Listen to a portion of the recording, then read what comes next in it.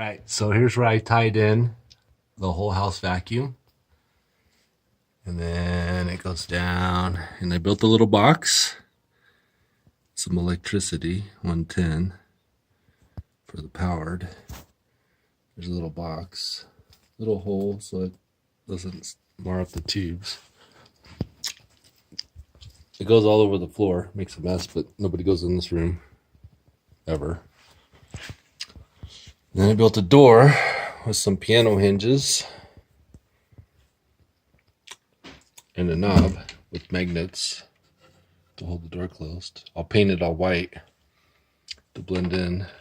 And then I put a little rubber stopper